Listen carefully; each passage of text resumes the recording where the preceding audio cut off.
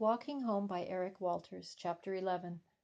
Jata lay sleeping on the bed. It had taken a while for her to fall asleep. I'd rubbed her back until the tears had finally stopped and she drifted off. Then I was able to let my own tears flow. It was important that she not see me break down. Now, more than ever, she needed me to be strong, to be in control. The only way she could believe was if I believed, or at least pretended to believe. Did I really think we could do this? I wasn't sure. I felt all scared inside, so much that I felt sick to my stomach. But I couldn't show the fear. I had to act. What choice did we have? When there is no hope, even a little glimmer is better. Besides, the longest journey starts with one step. That was how it was done. I sorted through our meager possessions. We didn't have much, but I still didn't know if we could take it all. Everything had weight that I would have to carry, and at some point I might have to carry Jata as well. Definitely we should take a blanket, or should we take two? That would leave one, a small present for the people who would take up this tent when we were gone. The cooking pot definitely would be needed. The water container, the knife, and most certainly all the food. 2 bowls and 2 plates and a spoon. Would a second spoon weigh that much more? I had proudly traded some of the gazelle meat for those 3 spoons. Thank goodness my mother had always planned ahead. There was extra food for 3 of us for 5 days. That meant there was enough for 7 or even 8 days for the 2 of us, although we were going to need to eat more than usual.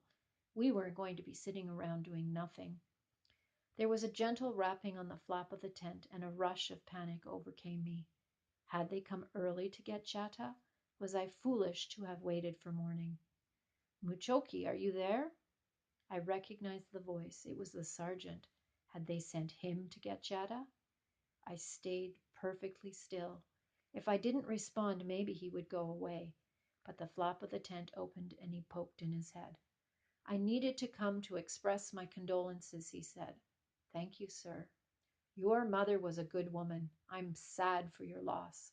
I just wish she had survived long enough for you to go to the homestead of her parents. He paused. I inquired about your circumstances. I was told they are sending you both away. They want us to be separated in 2 places. I was told of the plan, but it is not right to separate family, he said.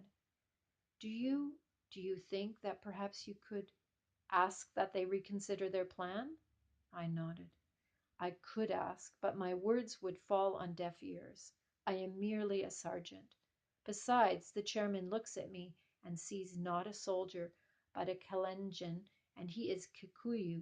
He will not change because of my words. Then there is no choice. He looked at me hard, as if he were trying to look inside my mind. I hear your words agreeing to this, but I am not sure I believe them. The boy I know, the one who has cared for his mother and sister all this time, would not so easily agree. You have something else in mind, I think. I wanted to lie, but even more I needed to trust somebody, and he was all I had. In the morning I will leave camp with my sister. We will go to the village of my mother, to the village of her family, our family. He shook his head. You cannot do that. I have no choice. I cannot allow my sister to be taken away. Oh no, you should not allow her to be taken, but you cannot wait until morning. By then it will be too late. I have been told that the matron from the children's residence will be here at first light to take your sister. But, I buried my head in my hands. I do not know what to do. He bent down and I could sense that his face was right beside mine. I could feel his breath. You will not wait for morning. You will leave now. But the gate is closed. No one is allowed to leave. Are you going to let us leave? I cannot let you out in front of other soldiers or I will be punished. I don't want you to be punished. And I do not want you or your sister to be punished either.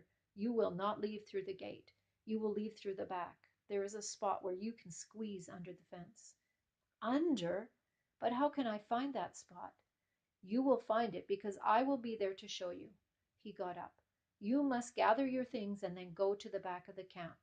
I will be waiting outside the fence at the correct spot. Do you know where you are going? To the back fence, I said, puzzled.